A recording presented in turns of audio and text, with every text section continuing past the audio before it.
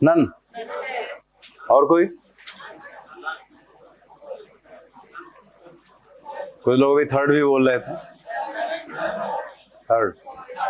Third और fourth में है कंफ्यूजन। फोर्थ ऑप्शन होगा, थर्ड आंसर सही नहीं। ये मैंने इसीलिए लिखा, जो एक्चुअल आंसर था वो मैंने नहीं लिखा।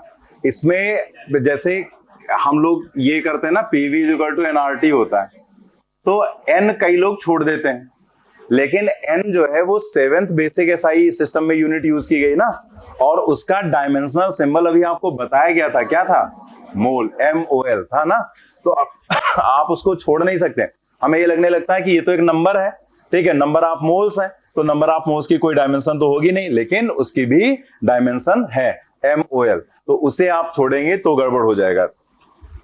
तो कैसे हम लोग करेंगे? यहां पर हमने लिखा PV is equal to NRT, ठीक है।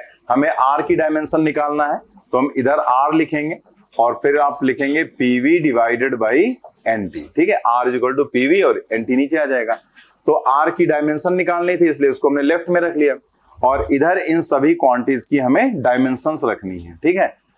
तो अभी तो हम अलग अलग लिख देते हैं, लेकिन बाद में आपको ये आइडिया लग जाएगा कि जहां P और V का मल्टीप्लीकेशन मिले, समझ जाओ वर्क की डायमेंशन होगी। प्रेशर और वॉल्यूम का जो मल्टीप्लीकेशन होता है वो वर्क आता है, ठीक है। Dimension wise, unit wise work ही आएगा। अगर आपको थोड़ा सा आइडिया हो तो जब हम लोग थर्मोडायनामिक्स पढ़ते हैं तो उसमें एक इक्वेशन आती है, work is equal to P into delta V, आता है ना। तो जब हम प्रेशर और वॉल्यूम को मल्टीप्लाई करते हैं तभी तो वर्क आता है। तो यहां पर डायरेक्ट आप लिख सकते हैं। तो अभी हम खैर लिख दे रहे हैं, बाकी आप याद रखेंगे। तो अभी यहां पर जैसे हमें प्रेशर का अलग लिखना है, तो हम क्या लिखेंगे?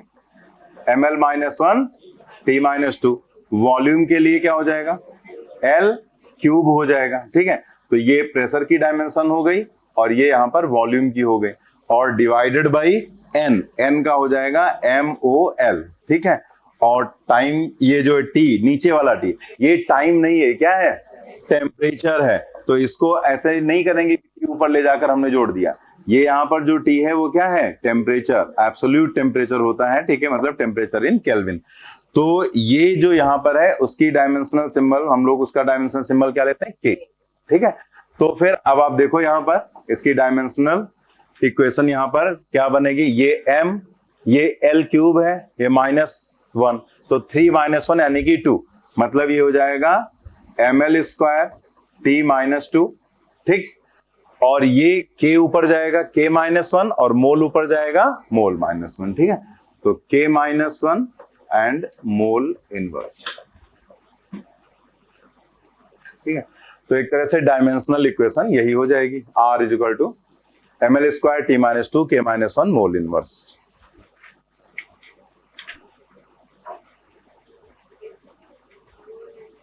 तो आप देख सकते हैं P और V का जो मल्टीप्लीकेशन आया है वो क्या आया है?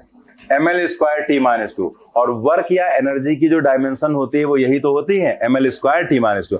तो आपसे याद रखना, कहीं पर भी प्रेशर और वॉल्यूम का मल्टीप्लीकेशन आ जाए, सीधे वर्क की डायमेंशन आप लिख सकते हैं ml² T-2। चलिए नेक्स्ट एग्जांपल करेंगे हम लोग। Right down dimensional equation of universal gravitational constant G। Formula तो हम लोगों को याद है, हमने आपको पहले लेक्चर में बता भी दिया था। F इज इक्वल टू, जो न्यूटन्स लॉ ऑफ ग्रेविटेशन होता है, F is equal to G m1m2 upon r²। तो उसी से आप G की डायमेंशन निकाल सकते हैं। ये नोट कर लिया। Write down dimensional equation of universal gravitational constant. तो फॉर्मूला हम लोग यूज करेंगे, F is equal to G m1m2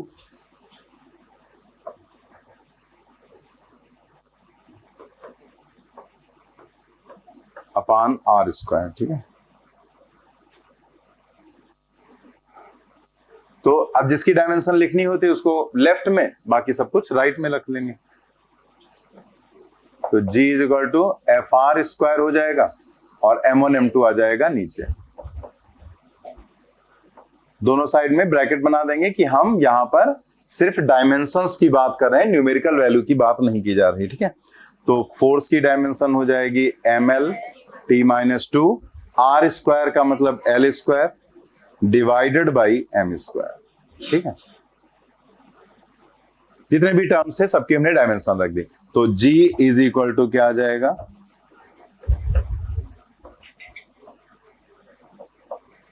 m-1 L cube and T-2।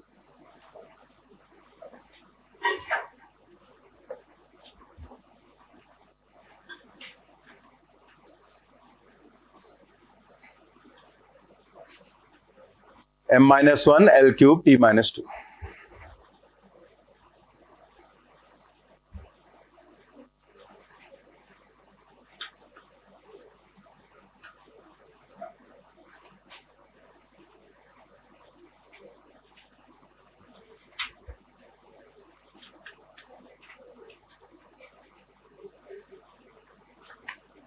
आप एक काम करेंगे, ये जो डायमेंशन है, ठीक है, वैसे उधर हमने 8-9 आपको जो बताया है, ठीक है, उसमें आप ये भी याद रखो तो बेटर रहेगा। ठीक है जी, इसको मैंने क्यों यहां पर कहा आपसे याद रखने को, आप अगर प्रीवियस ईयर का पेपर उठाकर देखेंगे, ठीक है, हम आगे आपको क्वेश्चंस भी कराएंगे, आप देखेंगे बहुत बार इस डायमेंशन का यूज किया गया, मतलब ऐसे क्वेश्चंस में भी किया गया है, मैचिंग वाले क्वेश्चन में भी पूछा गया है, डायरेक्ट भी क्वेश्चन पूछा गया है। तो आपको अगर ये चीज पता है कि पिछले सालों में कई बार इसका यूज किया गया है, तो भले ही हमें टाइम तो ज्यादा नहीं लग रहा है, ठीक है, लेकिन अगर हम इतना भी टाइम लगा रहे हैं तो एग्जाम में तो ये हमारे लिए माइनस ही है। ठीक है, कि अगर ये चीज बहुत बार पूछी गई है तो हम इसको याद कर लें कि यार इतनी बार पूछा गया, कहीं हो सकता फिर दे दे, तो हम लोग इसे याद रखेंगे m-1 L क्यूब T-2। ठीक है, नहीं याद हो पा रहा है या डाउट आ गया तो आप निकाल तो लेंगे ही, फिर थोड़ा सा टाइम आपको खर्च करना पड़ेगा, लेकिन अगर याद है तो बहुत आसानी से आप उस क्वेश्चन को आगे की तरफ बढ़ा सकते हैं। ठीक है,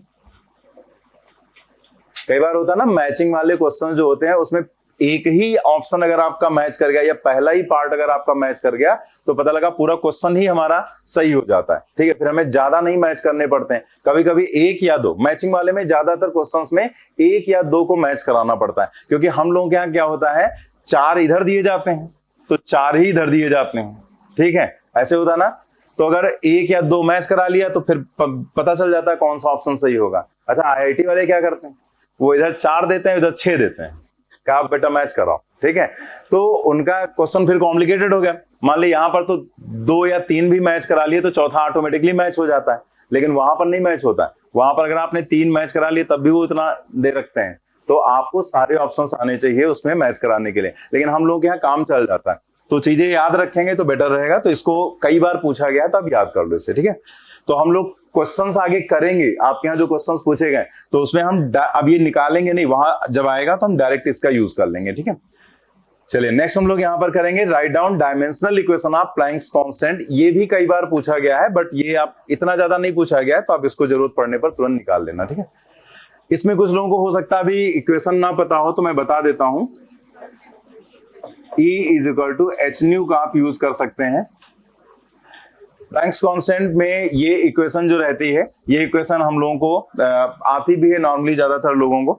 E इज इक्वल टू, इसमें होता क्या है कि जैसे लाइट है तो लाइट के डुअल नेचर होता है, वेव नेचर भी और पार्टिकल नेचर भी। तो जब हम लाइट को एज अ पार्टिकल नेचर लेते हैं तो एक पार्टिकल को, जो उसका एक पार्टिकल हम इमेजिन करते हैं, उसको हम बोलते हैं फोटॉन।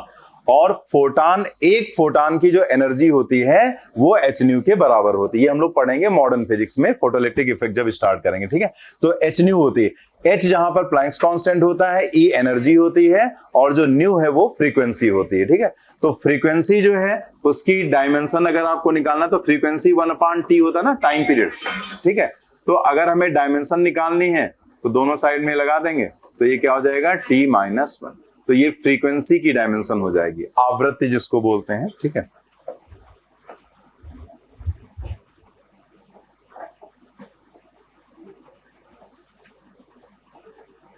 फ्रीक्वेंसी, और ये होता है टाइम पीरियड।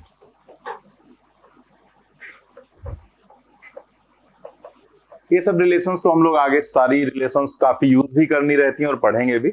अभी तो फिलहाल हम लोग डायमेंशंस के बारे में पढ़ रहे हैं, तो ये दोनों चीजें आपको बता देंगे। अब आप बताओ एच की डायमेंशन निकाल कर, ml² t-1। ठीक है, बिल्कुल सही।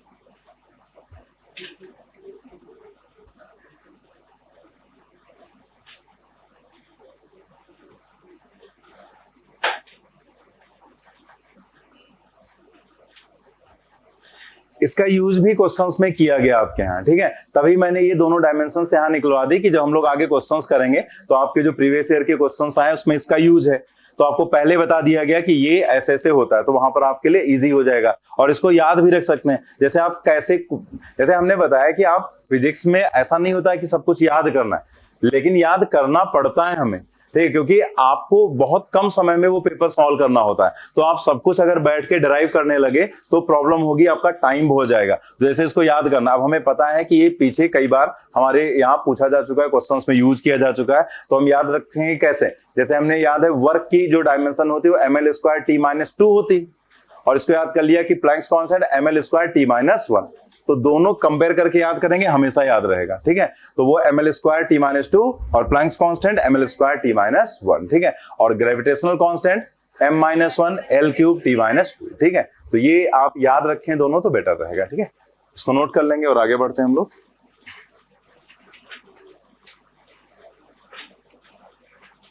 नोट कर लेना सभी ने।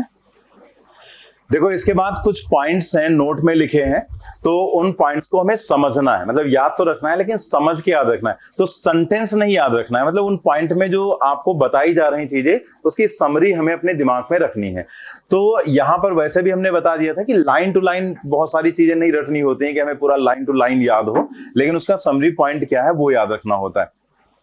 तो जो पॉइंट यहां पर है पहला, वो क्या है, नंबर्स 1 2 1/3 पाई ई, मतलब ये सब क्या है, नंबर्स ही तो है, ठीक है। तो 1 2 का मतलब सिर्फ यही दो नंबर नहीं, मतलब जितने भी नंबर ऐसे 1 2 3 4 5 6 जितने भी नंबर्स हैं, चाहे वो कंप्लीट नंबर हो, चाहे वो फ्रैक्शन नंबर हो, चाहे वो पाई हो ई हो, ठीक है। जैसे पाई है वो क्या होता है 3.14, ठीक है।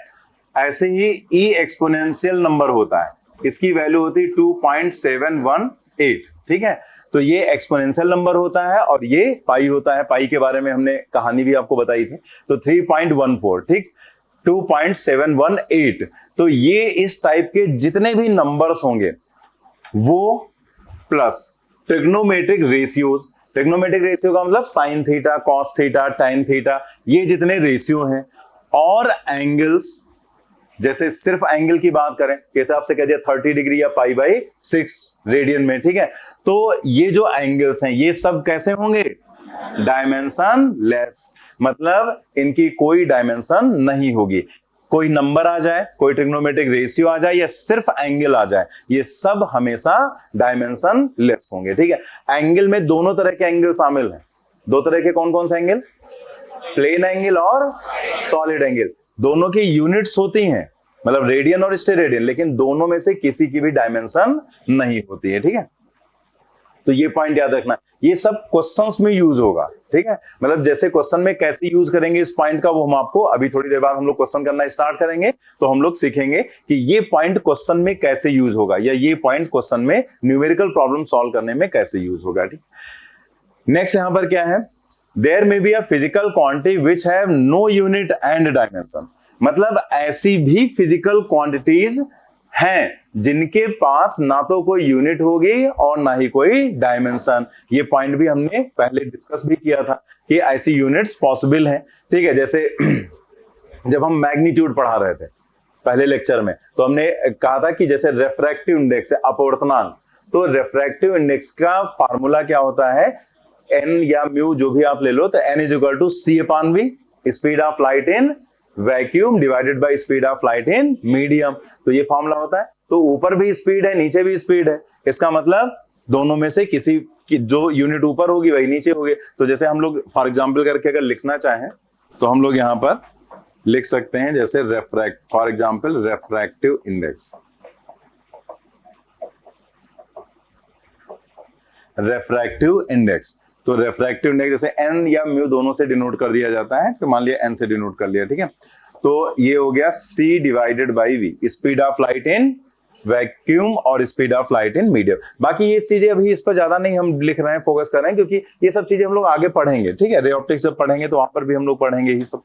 तो यहां पर अगर आप देखो तो ये जब ऊपर भी मीटर पर सेकेंड है और नीचे भी मीटर पर सेकेंड है, तो दोनों कैंसिल हो जाएंगे। तो इसका मतलब क्या हो जाएगा कि ये चीज हो जाएगी unitless and dimensionless.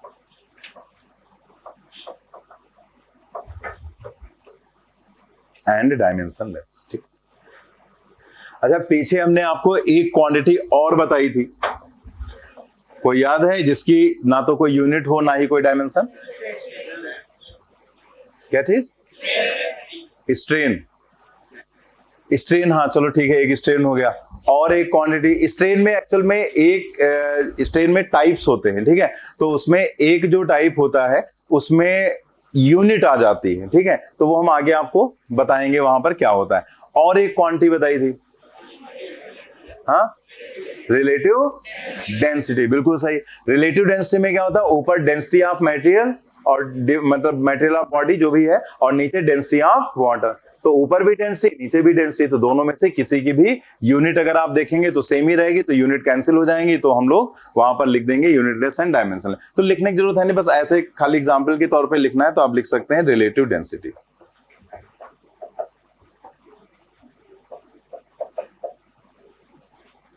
Relative density, तो रिलेटिव डेंसिटी जो है यहां पर, इसकी भी कोई यूनिट और डायमेंशन नहीं होगी, ठीक है, तो इसी के आगे भी लिख लेंगे, इसके आगे भी यूनिटलेस एंड डायमेंशनलेस। बाकी हम फॉर्मूला नहीं लिखने, पीछे आपको पढ़ा ही चुके हैं हम लोग पढ़ चुके हैं ना, तो यूनिटलेस एंड डायमेंशनलेस।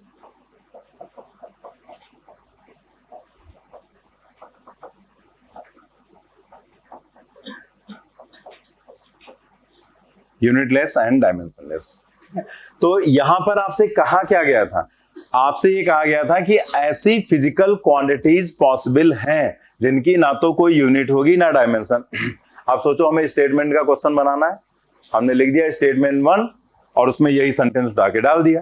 अब आपको वहां पर पूछा गया है कि भाई स्टेटमेंट 1 सही है या गलत है, ऐसे इसके साथ एक दो स्टेटमेंट और डाल दिए गए, पहला सही है, दूसरा सही, तीसरा गलत है, पहला दूसरा तीसरा तीनों सही है, तीनों गलत है, ऐसे कर दिया जा सकता है, ठीक है, तो समझ गए ना। तो फिजिकल क्वांटिटीज ऐसी पॉसिबल है जिनकी ना तो कोई यूनिट होगी ना ही कोई डायमेंशन। नोट कर लिया आपने। नेक्स्ट पॉइंट हम लोग देखते हैं,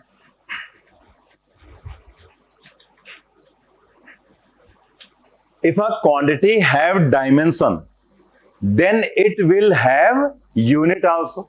अब ये क्या कह रहा है, if a quantity have dimension then it will have unit also। अब ये बात तुम्हें तुरंत समझ में आ जानी चाहिए, जब हमने डायमेंशन की डेफिनेशन आपको बताई थी, हमने आपको एक पॉइंट बताया था ना कि डायमेंशंस क्यों बनाई गई। डायमेंशंस किसी फिजिकल क्वांटिटी को रिप्रेजेंट करने के लिए बनाई गई, ठीक है, तो डायमेंशन अगर किसी फिजिकल क्वांटिटी को रिप्रेजेंट कर रही हैं, तो जैसे मान लिया फोर्स है, तो अगर कोई फोर्स क्वांटिटी लिखी गई है तो उसमें कुछ डायमेंशंस लिखी गई, अगर उसके पास डायमेंशन नहीं है तब तो अलग ही कहानी होगी। लेकिन अगर डायमेंशंस हैं, तो यही तो वो बता रहा है, क्या बता रहा है कि अगर किसी क्वांटिटी के पास डायमेंशन है then it will have unit also, तो 100% उसके पास यूनिट होगी ही होगी। जैसे मान लिया कोई भी आप डायमेंशन बोल दो, कि मान लिया ऐसे कह दिया गया कि एक डायमेंशन हम ऐसे लिखना, वो पॉसिबल है कि नहीं है वो छोड़ो, जैसे मान लिया हमने लिख दिया कि m3l स्क्वायर t-5 ऐसे लिख दिया। अब ये क्वांटिटी एक्चुअल में पॉसिबल है या नहीं ये आप भूल जाओ, लेकिन अगर सोचो ये डायमेंशन लिखी गई है तो यूनिट तो लिख ही सकते हैं ना, चाहे जिस सिस्टम में चाहो। एसआई सिस्टम में लिखोगे तो इसको किलोग्राम लिखोगे, इसको मीटर लिखोगे, इसको सेकंड, मतलब kilogram cube metre square second to the power -5। अब ये क्वांटिटी है कि नहीं उससे हमें कोई मतलब नहीं, लेकिन अगर वो क्या कह रहा है कि अगर कोई फिजिकल क्वांटिटी के पास डायमेंशन है तो 100% वहां पर यूनिट होगी ही होगी। लेकिन बट कन्वर्स मे और may not be true. Converse का मतलब क्या होता है, इसका उल्टा, सही हो भी सकता है और नहीं भी। मे और मे नॉट का मतलब होता है हो भी सकता है और नहीं भी हो सकता है, ठीक है, इसका उल्टा सही हो भी सकता है नहीं भी हो सकता है। तो उल्टा का मतलब कि इसका उल्टा क्या होगा, that is a quantity having unit may be dimensionless.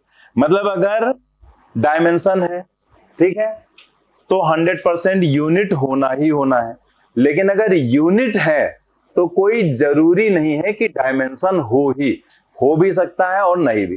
तो अब आप इस सेंटेंस को रटोगे तो जितनी बार रटोगे फिर आप थोड़ी देर में भूल जाओगे, लेकिन अगर आपने उसको समझ लिया तो कभी नहीं भूलेगा। जैसे हमने ये चीज समझा दी कि अगर यूनिट, जैसे आपसे कहा गया डायमेंशन है तो क्या यूनिट हमेशा होगी, तो आप उसको सोच लो कि डायमेंशन है तो यूनिट बिल्कुल होगी, क्योंकि डायमेंशन की जगह पर जहां m है वहां पर हम किलोग्राम रख देंगे, जहां l है वहां पर अगर मान लिया m नहीं भी खाली l और t है तो हम मीटर और सेकंड रख देंगे। यानी कि डायमेंशन है तो यूनिट होना ही होना है।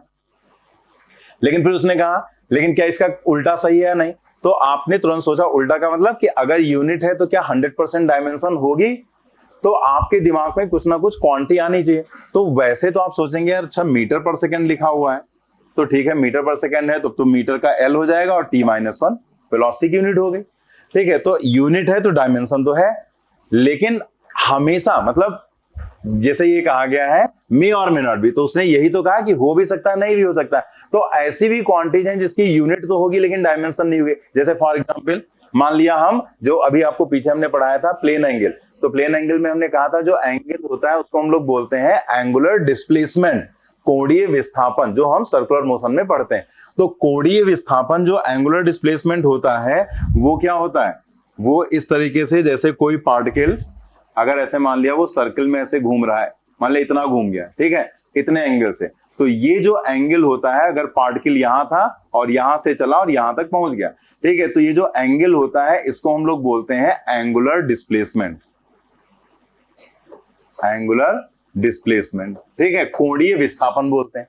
तो ये एंगुलर डिस्प्लेसमेंट एक्चुअल में एक फिजिकल क्वांटिटी होगी और लेकिन वो एंगल है तो एंगल की यूनिट तो होगी, क्या होगी, रेडियन, एंगल की यूनिट होगी रेडियन, लेकिन क्या इसकी कोई डायमेंशन होगी, नहीं। आपको पीछे बताया गया ना, अभी आपको यहां पर क्या बताया गया था कि एंगल्स आर डायमेंशनलेस। तो आप सोचो यहां क्या हो रहा है कि यूनिट तो है लेकिन डायमेंशन नहीं है। तो आप देखो यहां पर एंगुलर डिस्प्लेसमेंट और एक आगे आएगा सीयरिंग स्ट्रेन।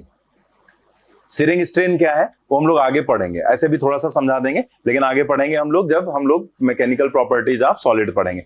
तो ये भी एंगल है, ये भी एंगल है, और अगर एंगल है तो यूनिट तो होगी क्या, रेडियन, लेकिन डायमेंशन नहीं होगी, तो क्वांटिटी होगी डायमेंशनलेस। ये जो सीयरिंग स्ट्रेन लिखा गया ना, ये क्या होता है, जैसे अभी हम आपको बस ऐसे थोड़ा सा बता दे रहे हैं, मान लिया ऐसे कुछ डायग्राम से समझा दे रहे हैं, बाकी एक्चुअल डेफिनेशन वगैरह आगे डिस्कस करेंगे। मान लिया ये कोई ब्लॉक है, उस ब्लॉक को ऐसे रखा गया, ठीक है, ऐसे यहां पर इस ब्लॉक को रख दिया गया, फिर हमने क्या किया, इस पर एक फोर्स लगाया। कैसे फोर्स लगाया, टेंजेंशियल, और ये जो नीचे का पार्ट है इसको फिक्स कर दिया, मतलब ये कहीं हिलने वाला नहीं, अब फिक्स है एकदम, ठीक है। ऊपर का पार्ट ऐसे, तो ऊपर के पार्ट पर हमने ऐसे फोर्स लगाया, धक्का मारा इसको, ठीक है, ऐसे करके। तो जब हमने पुश किया इसे तो ये तिरछा हो गया, ऐसे हो गया, इस टाइप से हो गया, ऐसे हो गया, ठीक है, ऐसे झुक गया आगे की तरफ। तो जितने एंगल से इसकी जो वर्टिकल लाइन है, एज है, वो जितने एंगल से ऐसे झुक जाती है आगे की तरफ, ठीक है, इसी एंगल को ही बोला जाता है सीयरिंग स्ट्रेन, ठीक है। तो हम लोग ये चीज क्या है और इसका और मतलब इसके और सीयरिंग स्ट्रेन के अलावा और स्ट्रेन में क्या क्या होता है, ठीक है, तो वो हम लोग देखेंगे आगे जब हम लोग पढ़ेंगे प्रॉपर्टीज ऑफ ये मैकेनिकल प्रॉपर्टीज ऑफ सॉलिड, ठीक है। तो इसका भी कोई रोल नहीं था, ठीक है, मतलब ऐसा नहीं कि जैसे हो सकता है किसी लोगों को ना समझ में आए कि क्या बता रहे हैं, तो कोई अभी जरूरत नहीं है, जब आएगा तो हम लोग प्रॉपर जब सारी चीजें पढ़ेंगे तभी अच्छे से समझ में आ जाएगा। ऐसे थोड़ा सा हमने हिंट दे दिया, जैसे होता है ना, बुक होती है, कोई मोटी सी बुक है और वो बुक रखी, उसको ऐसे आप ऊपर से ऐसे थोड़ा सा ऐसे पुश कर दो, फिर उसकी एज देखो तो ऐसे तिरछा हो जाती ना, बस वैसे समझ लो कि जितने एंगल से झुक गई वही सीयरिंग स्ट्रेन कहलाता है, ठीक है। तो ये भी एंगल ही होता है, तो एंगल है तो यूनिट तो रेडियन होगी लेकिन डायमेंशन लेस क्वांटिटी होगी, ठीक है। तो मतलब यहां पर क्या हुआ कि ऐसी ये यहां पर बताया गया ऐसी क्वांटिटीज भी हो सकती हैं जिनकी ना तो कोई यूनिट होगी ना ही कोई डायमेंशन, और यहां क्या बताया गया कि अगर किसी क्वांटिटी के पास डायमेंशन है तो यूनिट होगी, लेकिन अगर यूनिट है तो डायमेंशन हो भी सकती है और नहीं भी, यूनिट है तो डायमेंशन हो भी सकती है और नहीं भी हो सकती। तो यहां पर लिख दिया गया एंगुलर डिस्प्लेसमेंट यूनिट है रेडियन, डायमेंशनलेस, सीयरिंग स्ट्रेन भी यूनिट है लेकिन डायमेंशनलेस क्वांटिटी है।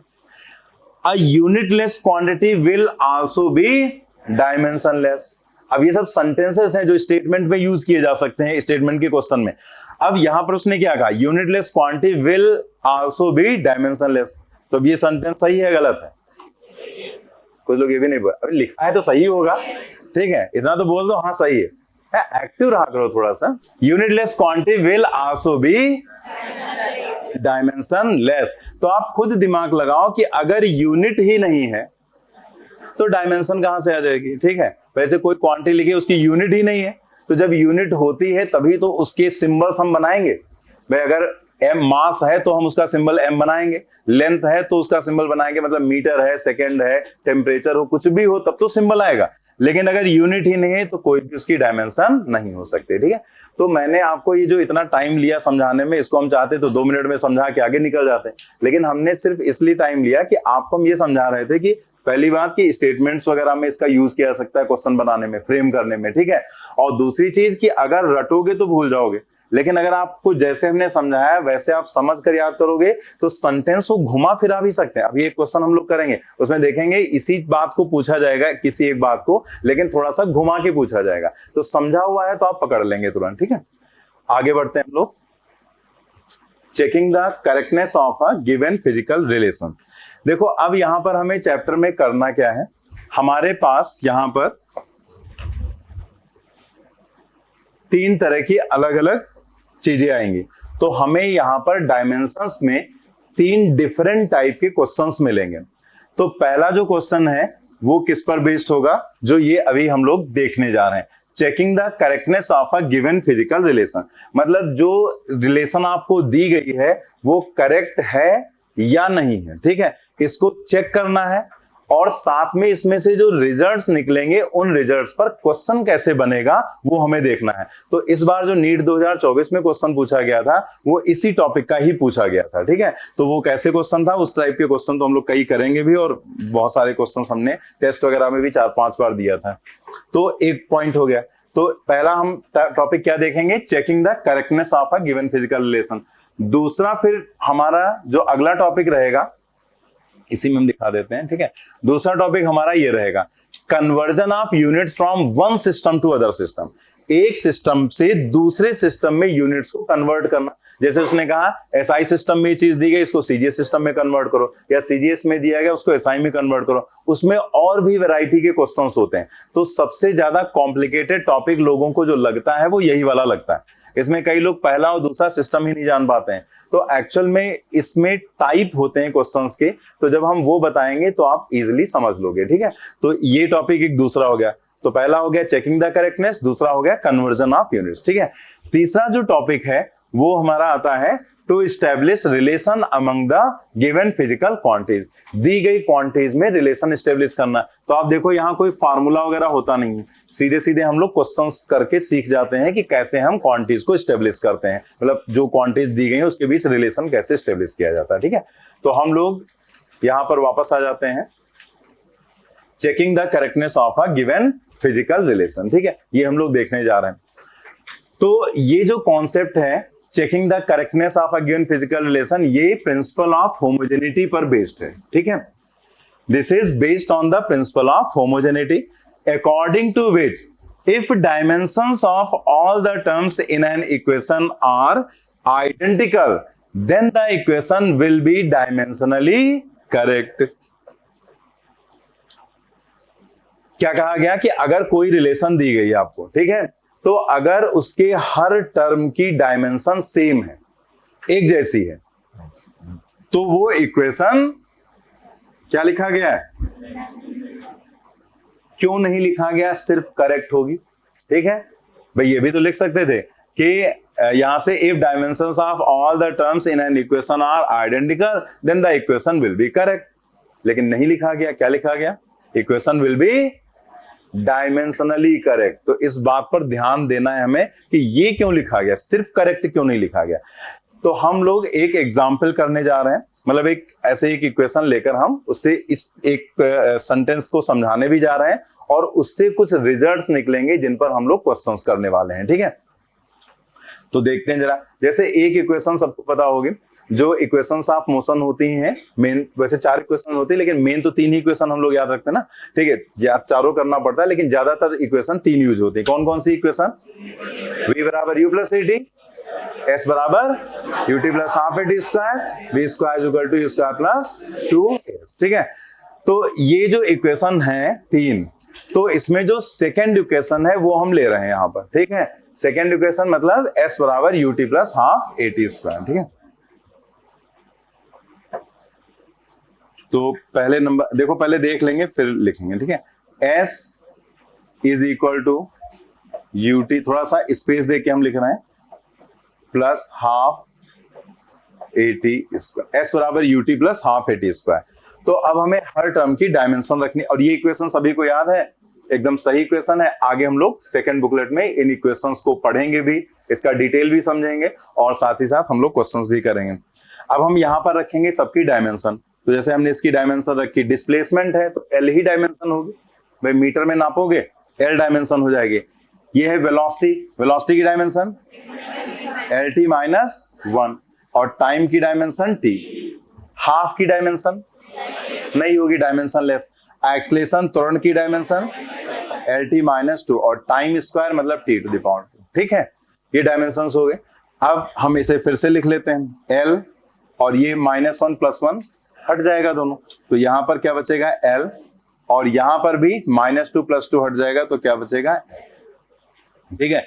मतलब यहां पर अगर हम ब्रैकेट नहीं लगाने, वो आप लगाना चाहे लगा भी सकते हैं, वो हमने आपको बता दिया था, कोई ऐसा जरूरी नहीं होता है कंपलसरी कि आप ब्रैकेट लगाएं, नॉर्मली लगा दिया जाता है, वो सिंबल होता है कि डायमेंशंस को रिप्रेजेंट कर रहा है, ठीक है। हर टर्म की डायमेंशन क्या है, सेम है ना, ठीक है, सभी की डायमेंशन। तो इसने क्या कहा कि if dimensions of all the terms in an equation are identical then the equation will be dimensionally correct, ठीक है। तो हम लोग इसके आगे लिख सकते हैं the given equation is dimensionally correct, ठीक है। दिस इक्वेशन इज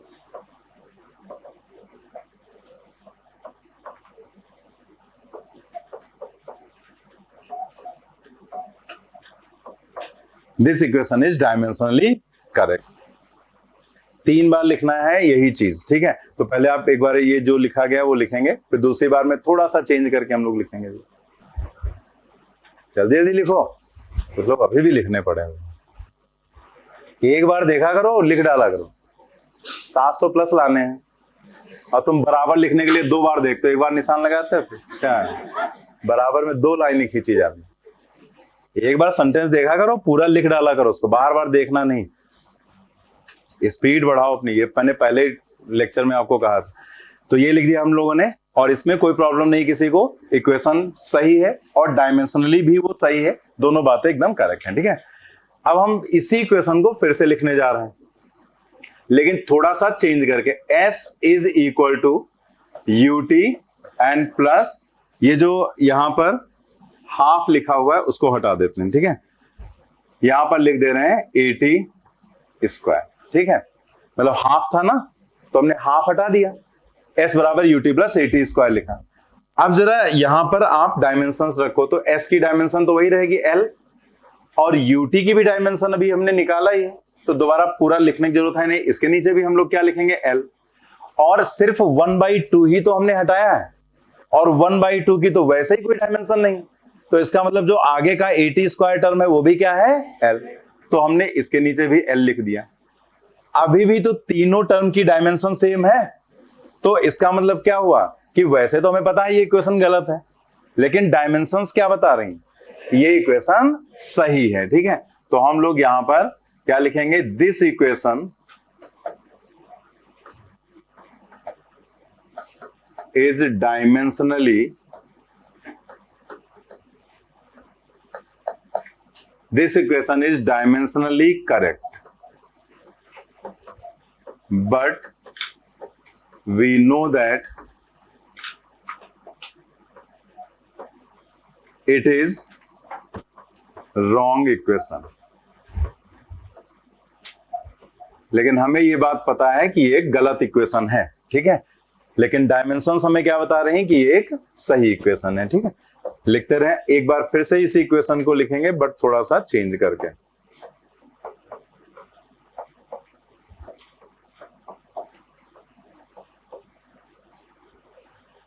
तीसरी बार हमने इक्वेशन लिखा तो हमने s बराबर ut plus half at square की बजाय at लिख दिया, तो स्क्वायर लिखना था लेकिन हमने क्या लिख दिया, हाफ at।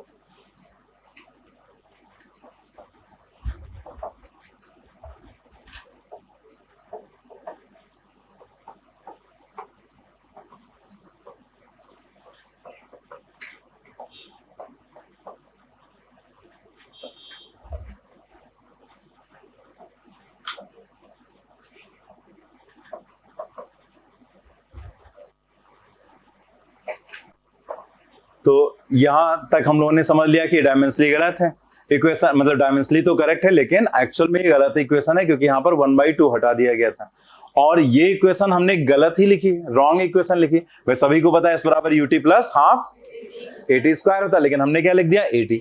तो अब जरा देखते हैं डायमेंशंस क्या बता रहे हैं। तो पहले टर्म की जो डायमेंशन L ही है, दूसरे में भी हमने कोई चेंज नहीं किया तो L ही रहेगा, लेकिन तीसरे में हमने स्क्वायर हटा दिया तो हमने यहाँ लिख दिया कि 1/2 की कोई डायमेंशन नहीं, A की LT-2 और T का T ही हो जाएगा। ठीक है, तो ये L और L है, लेकिन ये हो गया LT-1।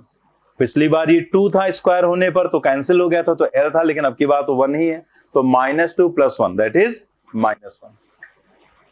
मतलब यहां पर क्या है कि ये इक्वेशन यहां पर पहले से ही हमें पता था गलत है, और डायमेंशंस भी यही चीज बता रही।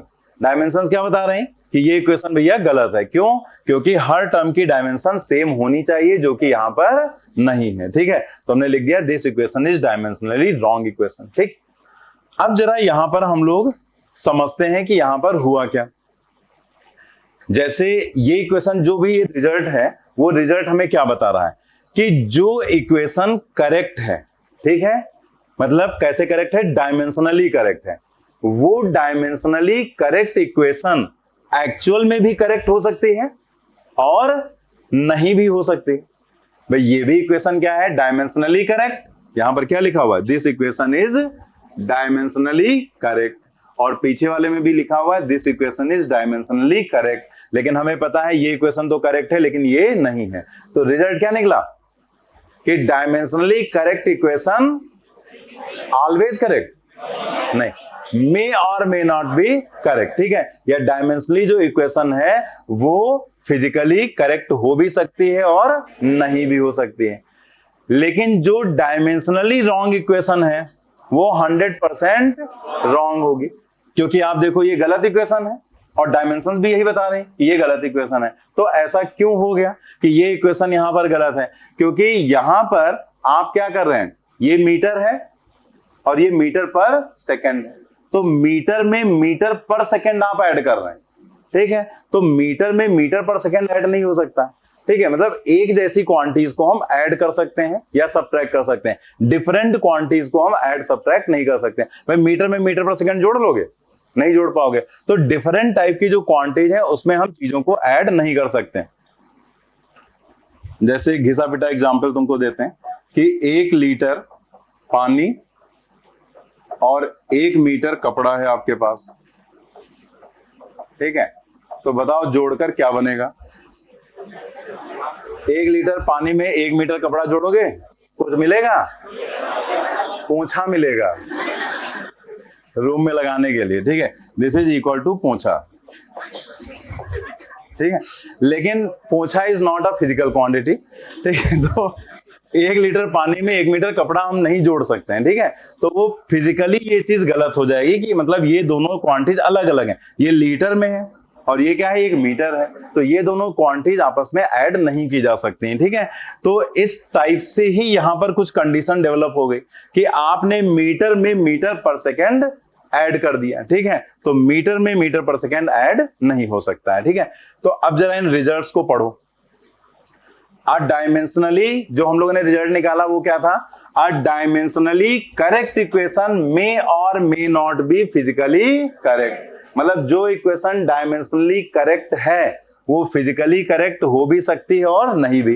पहले दूसरे से यही रिजल्ट तो निकला, ये डायमेंशनली करेक्ट है, एक्चुअल में भी करेक्ट है। दूसरे में क्या था, डायमेंशनली करेक्ट है लेकिन एक्चुअल में करेक्ट नहीं है। तो पहला सेंटेंस क्या कह रहा है, डायमेंशनली करेक्ट इक्वेशन मे और may not be physically correct, but a dimensionally wrong equation must be wrong. ठीक है, अगर यहां पर डायमेंशनली रॉन्ग इक्वेशन मस्ट की जगह मे कर दो तो सेंटेंस गलत, और अगर मस्ट कर दिया तो सेंटेंस सही। सोचो, एक वर्ड से पूरा सेंटेंस चेंज हो जा रहा है, उसका मीनिंग। अगर हम यहां लिख दें a dimensionally wrong equation must be wrong, तो बिल्कुल सही, क्योंकि जो इक्वेशन डायमेंशनली गलत है वो 100% गलत होगी। मतलब यहां से ये वाला टर्म हम हटा भी सकते हैं, कोई प्रॉब्लम नहीं, लेकिन अगर ऊपर से ये वाला टर्म हटा दो, ठीक है, तो वो गलत हो जाएगा। तभी ये प्रिंसिपल ऑफ होमोजेनिटी में लिखा गया था ये पॉइंट कि according to which if dimensions of all the terms in an equation are identical then the equation will be. तो अब समझ में आया कि क्यों नहीं लिखा गया था कि सिर्फ करेक्ट लिख देते। क्यों लिखा उन्होंने डायमेंशनली करेक्ट? क्योंकि जो इक्वेशन डायमेंशनली करेक्ट होगी वो फिजिकली करेक्ट हो भी सकती है और नहीं भी हो सकती है। ठीक है, तो सेंटेंसेस को ध्यान से समझेंगे जिससे थ्योरेटिकल क्वेश्चन हमारे गलत ना होने पाए। ठीक है, लेकिन अगर कोई क्वेश्चन डायमेंशनली गलत है, रॉन्ग है, तो आप कह सकते हैं ये 100% रॉन्ग होगी। अगर आप कह रहे हैं डायमेंशनली रॉन्ग इक्वेशन तो भी सेंटेंस सही है, और अगर आप कह रहे हैं कि ये इक्वेशन रॉन्ग है, डायमेंशन से चेक किया और सिर्फ लिख दिया दिस इक्वेशन इज रॉन्ग, तो भी वो 100% सही है। ठीक है, तो dimensionally wrong equation must be wrong, वो होना ही चाहिए। क्यों होना चाहिए? क्योंकि उसमें ये वाला कॉन्सेप्ट हो रहा है जो कि फिजिकली पॉसिबल नहीं है। ठीक है, ऐसे ही सोचो आप सेंटेंस में, लैंग्वेज बस बदल दो। Dimensionally wrong equation may be wrong, गलत हो गया ना। मे का मतलब हो जाता है कि हो भी सकता है और नहीं भी हो सकता है। ठीक है, तो ऐसा तो नहीं जो इक्वेशन डायमेंशनली गलत है वो 100% गलत होगी। ठीक है, मतलब यहां पर हम ऐसे बोल सकते हैं कि जो चीज डायमेंशनली रॉन्ग है वो 100% रॉन्ग होगी। ठीक है, ये 100% रॉन्ग होगी, इसमें कोई डाउट नहीं है। लेकिन डायमेंशनली जो करेक्ट है उसमें कुछ भी हो सकता है, सही भी हो सकती है और गलत भी हो सकती है। ठीक है, चलिए दूसरी चीज हम लोगों ने क्या सीखी कि ये इक्वेशन क्यों गलत हो गई थी? क्योंकि इसमें हमने अलग अलग टाइप की क्वांटिटीज को ऐड कर दिया। मीटर में मीटर पर सेकेंड ऐड कर रहे थे, लीटर में मीटर ऐड कर रहे थे, जो कि पॉसिबल नहीं है। एक जैसी क्वांटिटीज को ऐड कर सकते हैं। अगर मीटर है तो उसमें मीटर ही ऐड किया जा सकता है, अगर लीटर है तो लीटर ऐड करोगे, किलोग्राम है तो उसमें किलोग्राम ऐड करोगे। किलोग्राम में आप लीटर ऐड नहीं कर सकते हैं। ठीक है, या मीटर ऐड नहीं कर सकते हैं। तो यहां से रिजल्ट क्या निकला कि एक जैसी क्वांटिटीज को ही हम ऐड या सब्ट्रैक्ट कर सकते हैं। Only quantities having the same dimensions can be added और सब्ट्रैक्टेड। मतलब ये भी नहीं कि आप ऐड ही कर देंगे, ऐड किया जा सकता है। सेंटेंस पर ध्यान दो। ठीक है, मतलब ये नहीं कि आपसे कहा गया सेम क्वांटिटीज को आप ऐड कर सकते हैं, आपने कहा हाँ हो सकता है। ठीक है, तो हो सकता है पर ध्यान दो, ऑलवेज ऐड इसे भी नहीं कर सकते हैं। क्यों लिखा गया कैन बी एडेड? मतलब किया जा सकता है, लेकिन उनकी अदर प्रॉपर्टीज भी तो होती हैं। जैसे अगर हम आपसे कहें स्पीड, ठीक है, स्पीड मतलब डिस्टेंस अपॉन टाइम, तो स्पीड जो है वो आप उसकी अगर डायमेंशन लिखोगे तो LT-1 होगी। ठीक है, और अगर हम वेलोसिटी लिखें तो वेलोसिटी डिस्प्लेसमेंट अपॉन टाइम होता है। मतलब ये 4 दूरी बटे समय, और ये क्या होता है वेलोसिटी विस्थापन बटे समय, मतलब डिस्प्लेसमेंट अपॉन टाइम। तो वेलोसिटी क्या है, उसकी भी तो डायमेंशन LT-1 है। लेकिन क्या स्पीड में वेलोसिटी आप ऐड कर सकते हैं? नहीं, क्योंकि ये एक स्केलर क्वांटिटी और ये एक वेक्टर क्वांटिटी। आगे हम लोग पढ़ेंगे, एनसीईआरटी में आपके क्वेश्चन दिया गया इस पर, एक थ्योरेटिकल क्वेश्चन बनाया उसने पूरा। ठीक है, बड़े बड़े 2 क्वेश्चन उसने बनाए हैं यहाँ पर। ठीक है, तो हम वो क्वेश्चन हमने डाल रखे हैं, वेक्टर जब हम लोग पढ़ेंगे तो उसमें आएगा। ठीक है, तो इसीलिए यहाँ कहा गया सेम डायमेंशंस वाली क्वांटिटीज को ऐड किया जा सकता है। ठीक है, अगर उनकी प्रॉपर्टीज मैच कर रही हैं तो।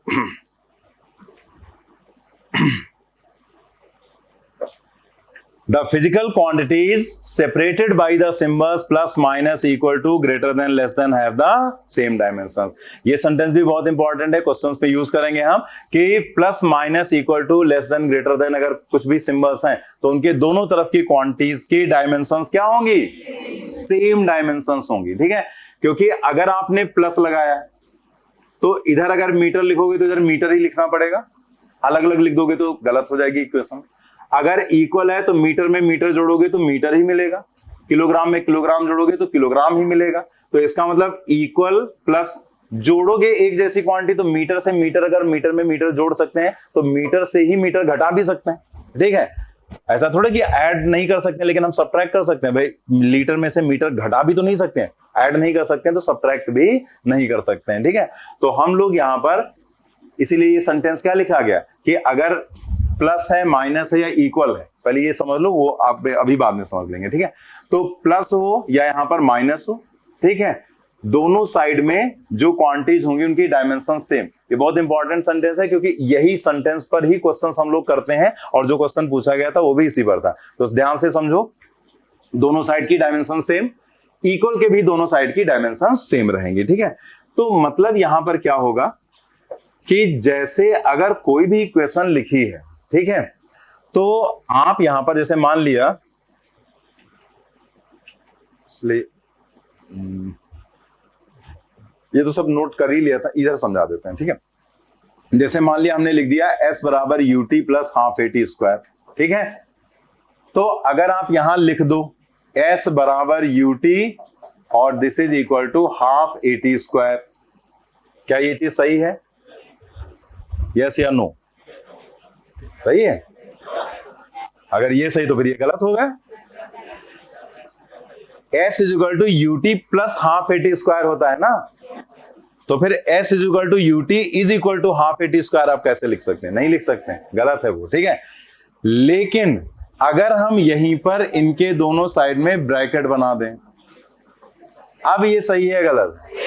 अब सही है, क्योंकि अब आप प्रॉपर कह रहे हैं कि dimension of s is equal to dimension of ut is equal to dimension of half a t square. तो मतलब समझ में आया कि अगर आपसे कहा गया है कि ये तीन, मतलब ये एक सही इक्वेशन है, करेक्ट इक्वेशन है, तो इसका मतलब क्या हुआ कि इक्वल के दोनों साइड की डायमेंशन प्लस के दोनों साइड की डायमेंशन सेम होंगे। फिर आप किसी को भी इक्वेट कर सकते हो, s बराबर हाफ एटी स्क्वायर लिख सकते हो, s बराबर ut लिख सकते हो, ut बराबर हाफ एटी स्क्वायर लिख सकते हो, लेकिन कैसे? Dimension wise.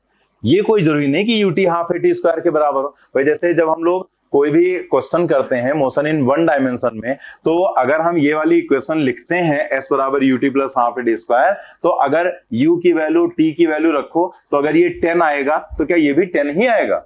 ऐसा तो होता नहीं, वो कुछ और भी आ सकता है, ये कुछ और आ सकता है। हो सकता है ये 10 आए वो 20 आए, दोनों ऐड होकर 30 हो जाए, या ये 10 आए वो 5 आए, दोनों ऐड होकर 15 हो जाए, ठीक है। तो ऐसा तो नहीं कि न्यूमेरिकल वैल्यू सेम होती, तो इसको इसके बराबर नहीं लिख सकते, लेकिन डायमेंशन वाइज ये भी L है और ये भी L है, तो हम डायमेंशन वाइज इनको आपस में इक्वेट कर सकते हैं। समझ गए ना?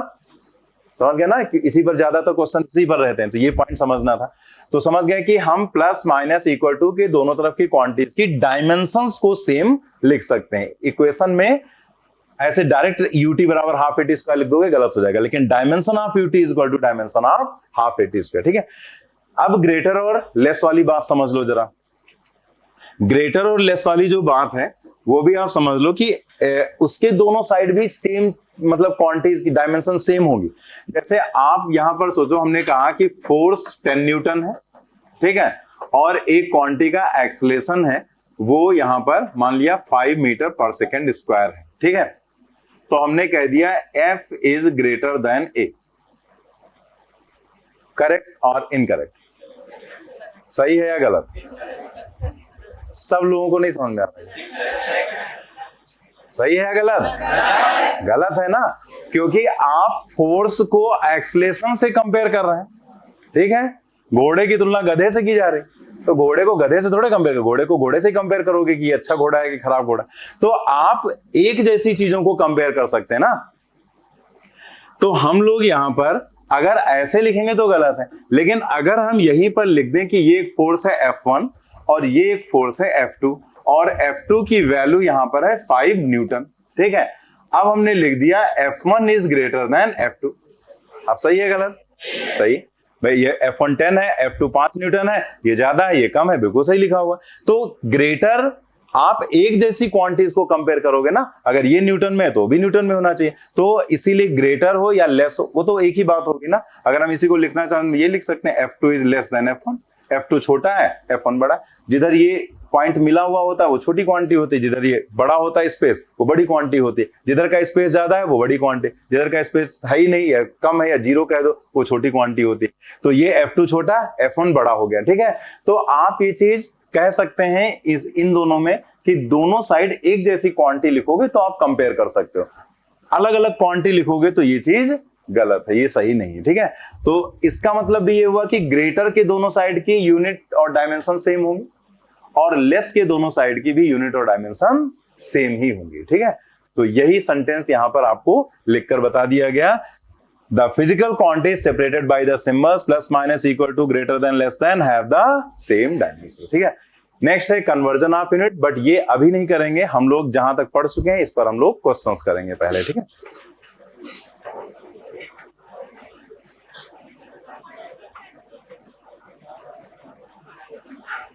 क्या आएगा इसका आंसर? पहले क्वेश्चन हार्ड, ठीक है, बिल्कुल सही बिल्कुल सही है यहाँ पर कि हाफ हो जाएगा।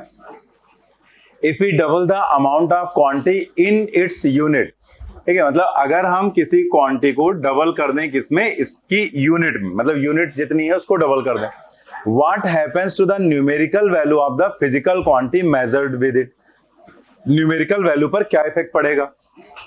तो हम लोगों ने ये देखा था कि n इनवर्सली प्रोपोर्शनल टू होता है u, ठीक है, मतलब n inversely proportional to u या n डायरेक्टली प्रोपोर्शनल अगर बोलेंगे तो हम पढ़ेंगे 1/u। तो यहां पर उसने कहा है यूनिट को डबल कर दो, तो अगर यूनिट को आप 2 गुना कर दोगे तो n 1/2 आ जाएगा ना, ठीक है, तो वो क्या हो जाएगा, हाफ हो जाएगा। तो हमें यहां पर कुछ भी सॉल्व करने की जरूरत नहीं है, हम लोग इसको कैसे लिखेंगे, ऐसे लिखेंगे, आंसर इसका क्या है, हार्ड, हाल मतलब आधा हो जाना, ठीक है, और ऐसे लिख लेंगे because n inversely proportional to, ठीक है, जो कि n यूनिवर्सली प्रोपोर्शनल टू होता है u के इनवर्सली प्रोपोर्शनल, इसलिए u को अगर डबल करेंगे तो n की वैल्यू आधी हो जाएगी, ठीक है।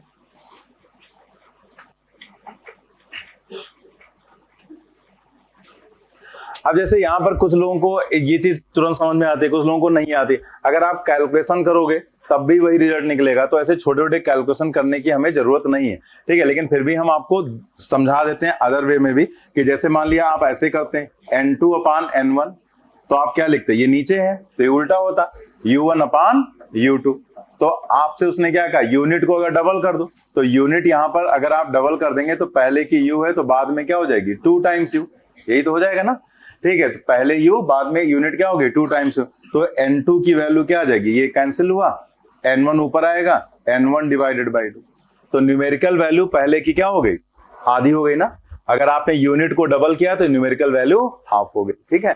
तो आप कैसे भी इसको समझ सकते हो, कुछ लोगों को ये समझाने के बाद उनको न्यूमेरिकली ऐसे तो समझ में आ जाता है, लेकिन उनको प्रैक्टिकली नहीं समझ में आता है, कहते हैं प्रैक्टिकली नहीं समझ में आ रहा है, कुछ लोग सोच रहे होंगे यार अच्छा खासा समझ में आ गया, फालतू कंफ्यूज मत करो हमको, ठीक है, कुछ लोग ये भी सोच रहे होंगे, लेकिन हम बता देते हैं क्योंकि कंफ्यूजन्स बाद में जनरेट होते हैं अगर आप अच्छे से समझने की कोशिश करते हैं।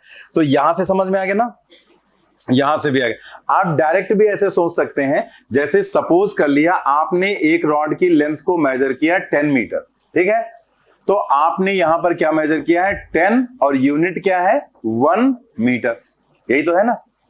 तो अगर आप रॉड में जो यूनिट है उसको अगर आप डबल कर दो, तो क्या यूनिट डबल करने से रॉड की लेंथ थोड़े चेंज हो जाएगी, लेंथ तो उतनी रहेगी।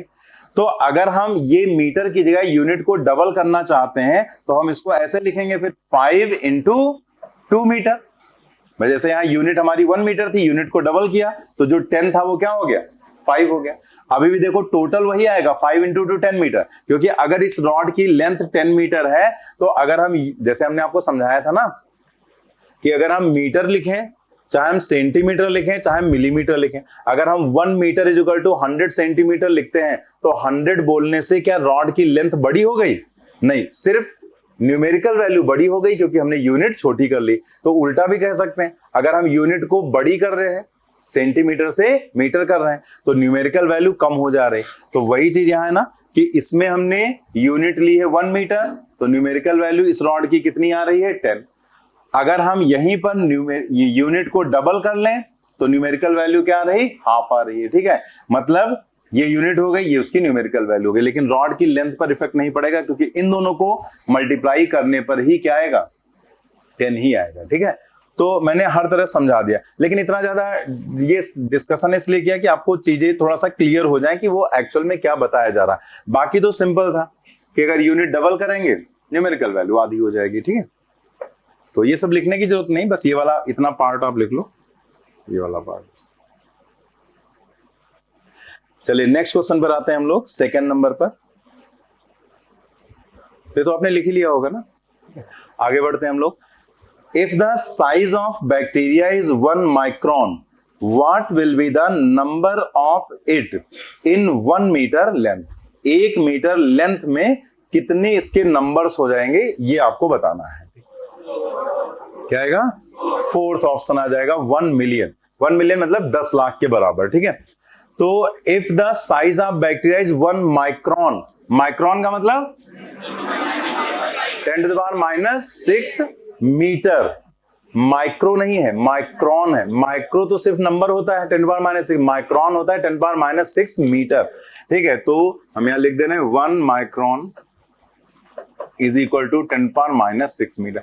उसने कहा कि एक जो बैक्टीरिया है उसका साइज है 1 माइक्रॉन, तो अगर 1 मीटर की लेंथ है तो उस पर कितने बैक्टीरिया होंगे, कितना नंबर होगा बैक्टीरिया का, वो बताना है। तो हम ऐसे कह सकते हैं, सिंस 10⁻⁻⁶ मीटर, एक बैक्टीरिया का साइज 1 माइक्रॉन है, तो हम कह सकते हैं 10⁻⁶ मीटर इंप्लाई कर रहा है एक बैक्टीरिया को, इंप्लाइज दैट 1 बैक्टीरिया। ठीक है, तो फिर 1 मीटर में देयरफॉर 1 मीटर कितने बैक्टीरिया को इंप्लाई करेगा, 1 × 1 डिवाइडेड बाई 10⁻⁻⁶। ये जाएगा ऊपर, तो ये हो जाएगा 10⁻⁶, यहां पर इतने बैक्टीरिया। ठीक है, और इसका मतलब क्या है, 10 लाख है। ठीक है भाई, जैसे 1 लाख होता है ना, 5 जीरो होते हैं, यहाँ 10 लाख, और 10 लाख को हम लोग बोलते हैं 1 million. Then it implies that 1 million. हम यहां लिख दे रहे हैं 1 मिलियन का मतलब होता है 10 लाख।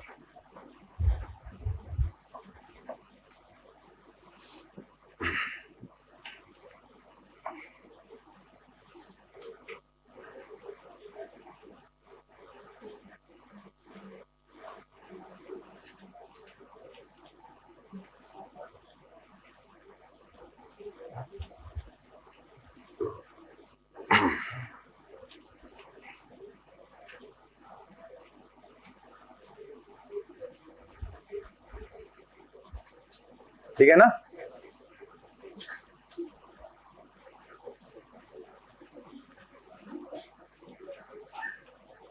जब भी आप घर पे चीजों को रिवाइज करो तो जैसे अभी से एक हैबिट बना लो, जैसे हम कोई भी चीज पढ़ाने में ऐसे जल्दबाजी नहीं करते। ठीक है, आपने देखा होगा वही चीजें पढ़ाने में हमने आपको एक एक चीज, एक एक पॉइंट समझाया कि ये यहां लिखा है तो इसका क्या मतलब है। तो घर पे जब आपको रिवाइज करना है तो वैसे ही रिवाइज करना है।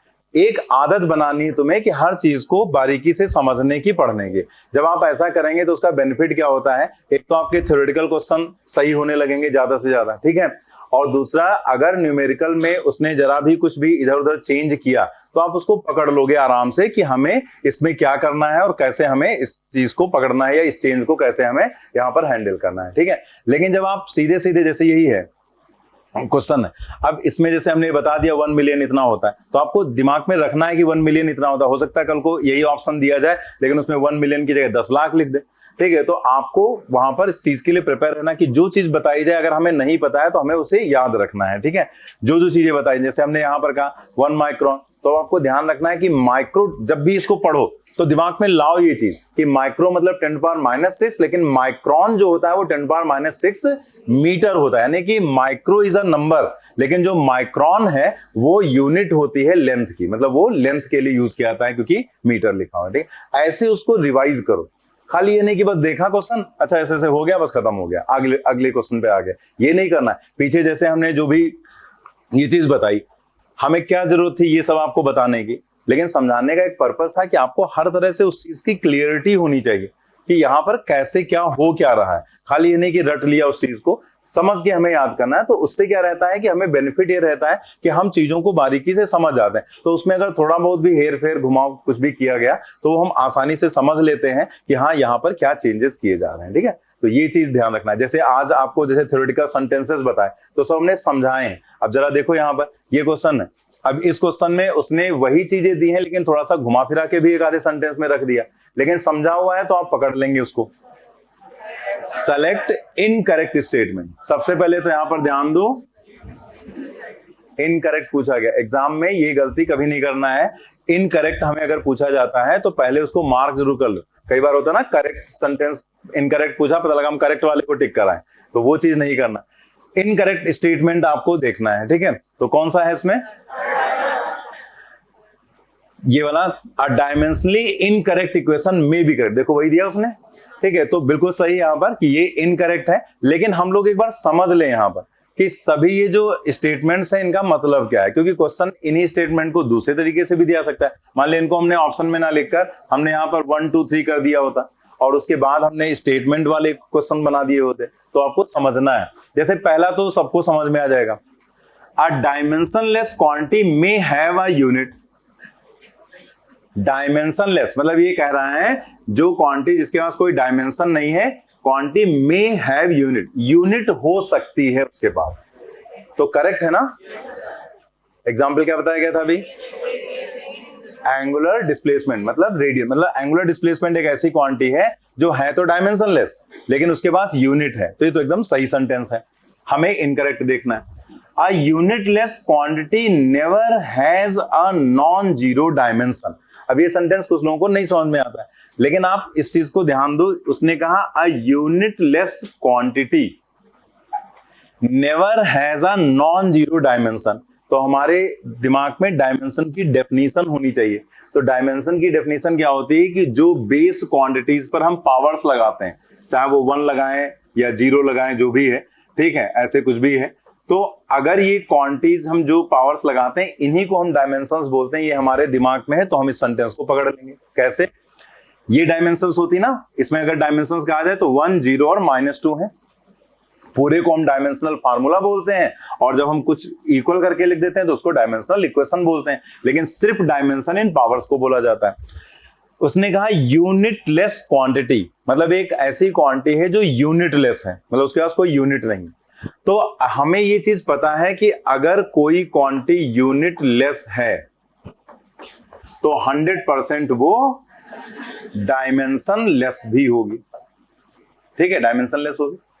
और डायमेंशनलेस क्वांटिटी का मतलब क्या है कि कोई डायमेंशन नहीं होगी, मतलब अगर हम m, l और t लिखते हैं तो जब कोई डायमेंशन नहीं होगी तो इसका मतलब इसकी भी डायमेंशन 0, पावर्स को तो डायमेंशन बोलते हैं। तो अगर उसने कहा डायमेंशन लेस है तो इसका मतलब सभी क्वांटिटीज की पावर क्या होगी, इन्हीं को डायमेंशंस बोलते हैं। और उसने कहा unitless quantity never has a non zero dimensions, ठीक है। तो हमने ये देखा कि अगर कोई यूनिटलेस है तो डायमेंशनलेस भी होगा। डायमेंशनलेस होने का मतलब कि किसी की भी पावर देखेंगे तो क्या रहेगी, 0, ठीक है। इतनी बात समझ में आ गई, यूनिटलेस क्वांटिटी डायमेंशनलेस होगी, m0 l0, ठीक है। यही चीज उसने घुमा के कही, उसने कहा unitless quantity never has a non zero. Non zero का मतलब क्या होता है, जो 0 ना हो, ठीक है, जो 0 ना हो वही तो नॉन जीरो है। तो यहां पर रिजल्ट क्या है, ये क्या कह रहा है कि यूनिटलेस क्वांटिटी के पास कभी भी नॉन जीरो डायमेंशन नहीं होगी। क्या उसने कहा, यूनिटलेस क्वांटिटी के पास कभी भी नॉन जीरो डायमेंशन नहीं होगी, मतलब हमेशा कैसी डायमेंशन होगी, 0। नॉन जीरो नहीं होगी मतलब हमेशा कैसी होगी, 0। तो यही तो यहां पर ये बताया गया कि यूनिटलेस अगर क्वांटिटी है तो उसके पास डायमेंशन क्या है, 0। तो वही सेंटेंस है, बस उसने लैंग्वेज में घुमा दिया। तो अगर आपने इसकी हिंदी समझ ली कि यूनिटलेस क्वांटिटी, या उसका मीनिंग समझ लिया कि यूनिटलेस क्वांटिटी मतलब जिसके पास कोई यूनिट नहीं है उसके पास कभी भी नॉन जीरो डायमेंशन नहीं होगी, तो क्या होगा, 0 डायमेंशन। तो है ही है, यूनिटलेस है तो उसके बाद कैसी डायमेंशन है, 0 डायमेंशन, ठीक है। तो ये भी सेंटेंस एकदम सही है। अ डायमेंशनली इनकरेक्ट इक्वेशन में बी करेक्ट।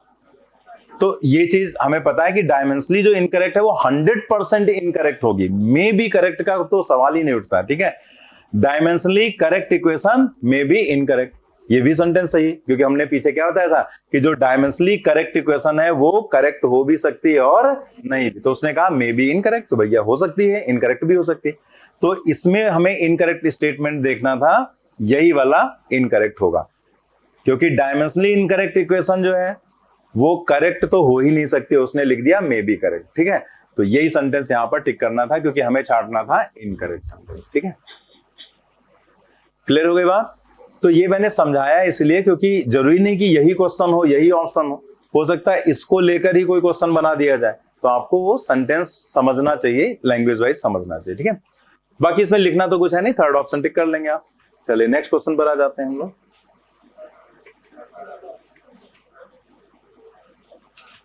जो फोर्थ क्वेश्चन है ये इसमें आपसे पूछा तो यही गया है सिर्फ a/b की आप डायमेंशन बताओ, लेकिन हम a/b की भी डायमेंशन निकालेंगे और a और b की अलग अलग डायमेंशन भी हम कैलकुलेट करेंगे। कुछ एग्जाम्स में ये क्वेश्चन पूछा गया था जिसमें a/b पूछा गया था, कुछ एग्जाम्स में यही क्वेश्चन पूछा गया है जिसमें ए और बी की अलग अलग डायमेंशन पूछी गई, हालांकि यहां नहीं पूछा है लेकिन हम लोग करके देख लेंगे, ठीक है। तो कुछ लोगों का आंसर कौन सा आया है? थर्ड। थर्ड। बाकी लोग भी ट्राई कर लें एक बार। थर्ड।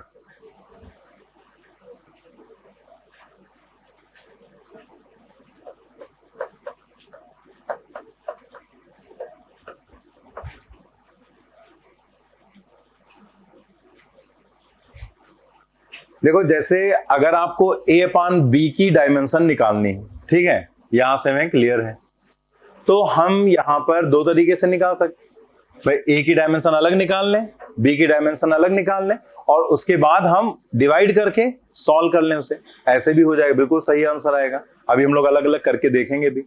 लेकिन हम ये भी क्वेश्चन में सोच सकते हैं कि क्या हमें ये चीज डायरेक्टली कहीं से पता चल सकती है। अगर हम अपना दिमाग लगाएं तो अगर हमें लग रहा है कि भाई यहीं से थिंकिंग स्टार्ट होती है ना, भाई जैसे यूजुअल मेथड क्या है, जैसे जिसको नहीं पता है वो क्या करेगा, बस तुरंत ए की निकालेगा, बी की निकालेगा, डिवाइड करेगा, सॉल्व करके आंसर बता देगा। लेकिन जो थोड़ा सा दिमाग लगाना चाहता है कि यार पहले वो सोचेगा यार हमें कम टाइम में सॉल्व करना है, तो ये सोचेगा कि यार कुछ ऐसा अगर डायरेक्ट मिल जाए तो और बेटर रहेगा, हमें जल्दी हमारा आंसर आ जाएगा। तो हमने इसमें दिमाग लगाया कि क्या ऐसा हो सकता है कि डायरेक्ट ए अपान बी आ जाए। तो हमें लगा अगर हम इसको अलग अलग लिखें तो जरा देखते हैं क्या मिल रहा है। P is equal to a upon b x कर दिया हमने,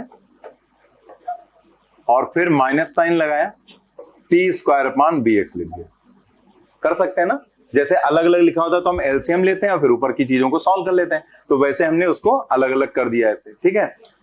अब यहां से हमें क्या दिख रहा है कि हम ए अपान बी निकालना चाह रहे हैं तो डायरेक्ट ही हमें मिल जाएगा।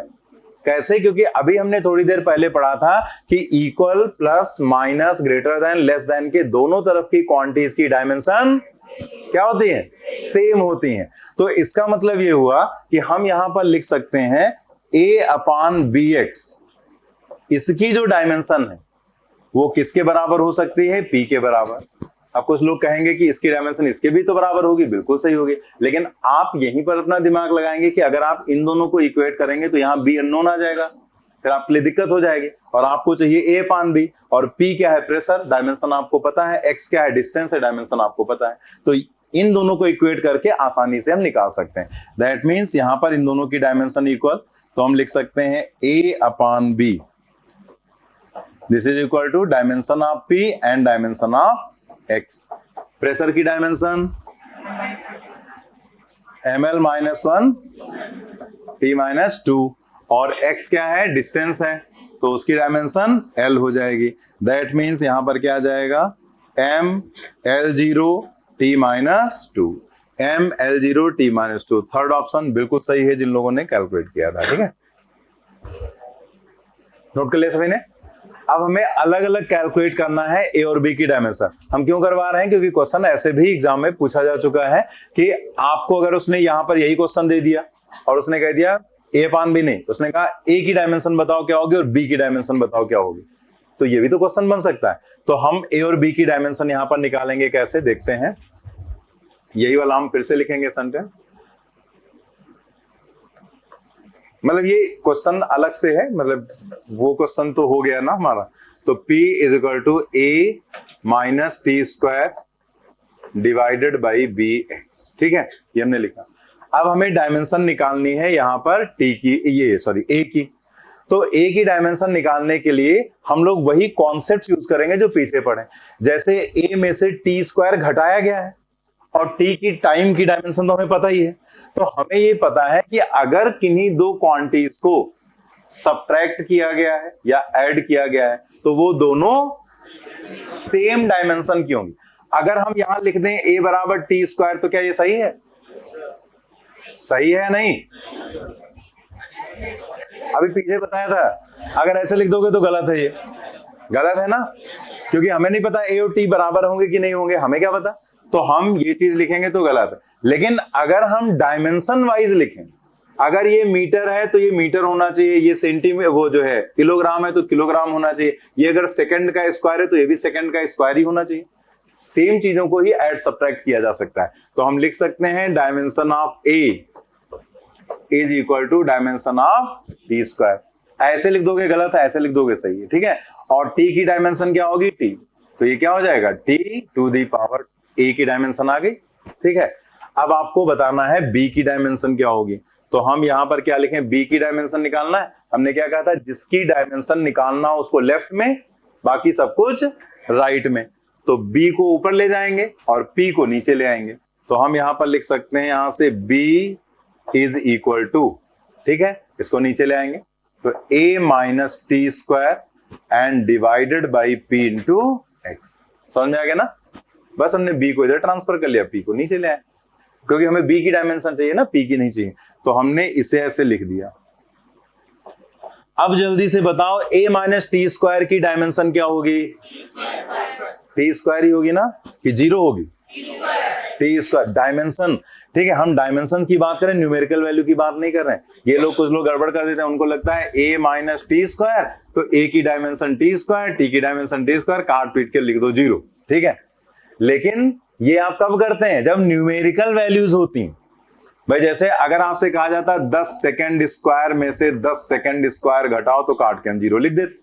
लेकिन हमें न्यूमेरिकल वैल्यू नहीं दी गई, हम किसकी बात कर रहे हैं, हम सिर्फ उनकी यूनिट और डायमेंशंस की बात कर रहे हैं। तो हमें पता है अगर सेकंड स्क्वायर से घटाएंगे तो सेकंड स्क्वायर मिलेगा डायमेंशनली। ठीक है, तो हमें न्यूमेरिकल वैल्यू के बारे में यहां पर कोई भी बात नहीं करनी है। ठीक है, तो ये चीज हमने पिछले क्लास में समझाई भी थी। आप सेकंड से घटाएंगे या जोड़ेंगे सेकंड को तो सेकंड ही मिलेगा, मीटर पर सेकंड से मीटर पर सेकंड घटाएंगे तो मीटर पर सेकंड ही मिलेगा आपको। ठीक है, जब हम समझा रहे थे एक्सीलरेशन की डायमेंशन डेल्टा वी, तो हमने कहा था जो v की डायमेंशन होगी वही डेल्टा v की डायमेंशन होगी। तो आप a माइनस टी स्क्वायर की डायमेंशन क्या लिखोगे, टी स्क्वायर। नीचे प्रेशर की डायमेंशन लिखना है m l minus one T minus two. ठीक है, और x की डायमेंशन l हो जाएगी। ठीक है, तो यहां पर m ऊपर जाएगा, m माइनस वन, ठीक है, माइनस और ये है प्लस, दोनों कैंसिल हो जाएंगे, यानी कि l की डायमेंशन खत्म हो गई। ठीक है, तो जिसकी डायमेंशन कुछ नहीं उसको जीरो लिख सकते हैं या हटा सकते हैं। और t माइनस